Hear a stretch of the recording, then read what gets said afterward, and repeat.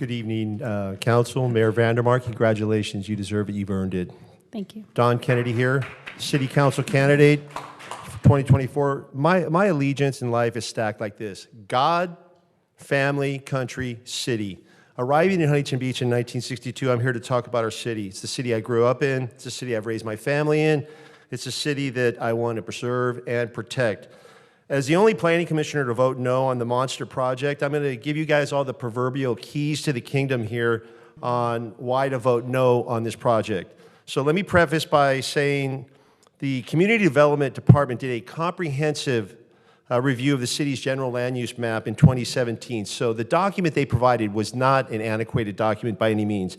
They reviewed every parcel, including these two, and they decided that that commercial is best suited as commercial general. It was not a mistake. They did not lack foresight. It was intentional. So with that in mind, here are the simple facts in no specific order. Here's what the developers want: land use change from commercial general to mixed use. If achieved, this land use change opens the door to essentially no density limits, which is why they want it.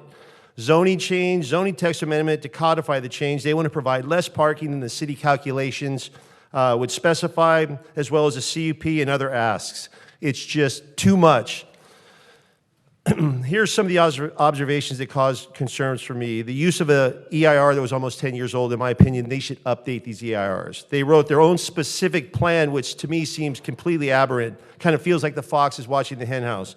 When I questioned the Community Development Department as to the frequency of developers writing their own specific plans, they gave me a very ambiguous answer like, no, it happens fairly often.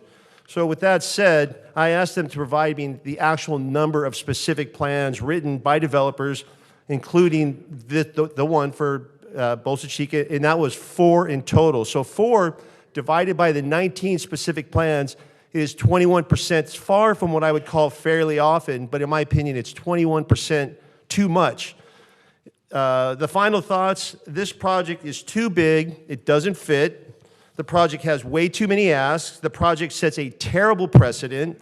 The project has no affordable housing credits at all. HB residents don't want it.